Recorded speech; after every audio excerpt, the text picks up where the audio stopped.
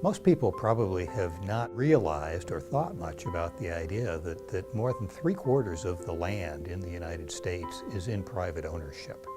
And what happens on those private lands affects not only the landowners, but it also affects the general public.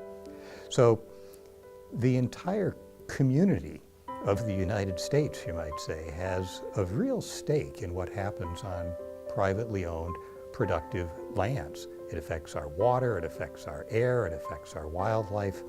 It affects a lot that we consider to be our public trust, not just the prerogative of the private landowner.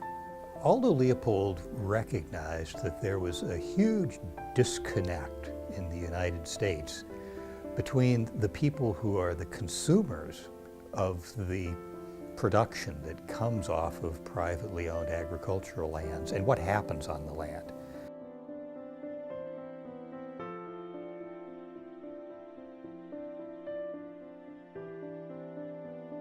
To our family, receiving the Leopold Conservation Award was a huge honor. To think that someone outside of the ranching community would look at what we're doing and recognize that we have been stewards of this piece of property, that the environmental practices that we have put into place over generations are worthy of recognition, that really meant something to our family. The award itself was such a phenomenal thing for my family to be a part of this. I still have to pinch myself.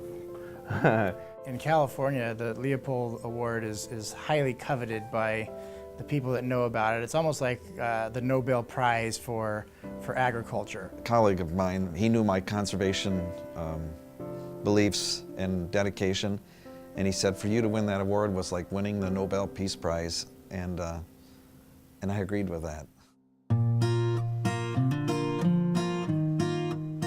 Knowing the people that had won it previously really made me and our family appreciate the award even more. So we were extremely honored. We do it here in Nebraska. Our governor presents it. That really elevates the award, but it was a tremendous honor. And all of the press that came out after that too, you know, there were articles, for example, that came out on Thanksgiving Day in the Houston Chronicle, and we got to share all of that together.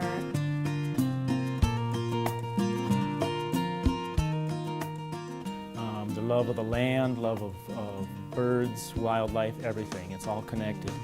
So I grew up with it, and it's just a part of me. I wouldn't do anything to hurt the land, because in the long run that hurts me. It hurts my business. It just hurts everything. 99% of farms are family owned, and they're not corporate or factories. And I think that's, I think once people realize that it's families that operate these entities, these businesses, it gives them something to relate to. And they think, I have a family, and here's what I do for my family, and they have a family, so they're not going to pollute their groundwater or degrade their environment or be wasteful or abuse animals because they're like me. And I think that's the most important thing people need to understand, is that we have faces and we're humans, and we're not numbers and cogs. It's a real family-oriented industry still.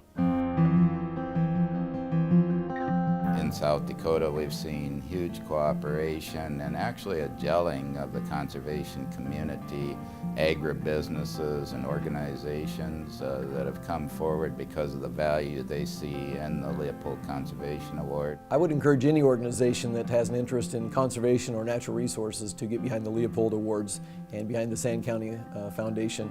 I think it's a great organization, and it's a great program, and it's a way to give a small reward to people that they don't need the reward, they don't need the recognition. That's not why they do it, but it's nice to give them some recognition for the hard work that they have put into the state. One of the things I really love about Sand County is it's science-based. They make very good decisions, they partner very wisely, and they care about the projects and the people that they work with. And I think, for me, that's an organization you want to be a part of. You want to work with and help grow and be stronger.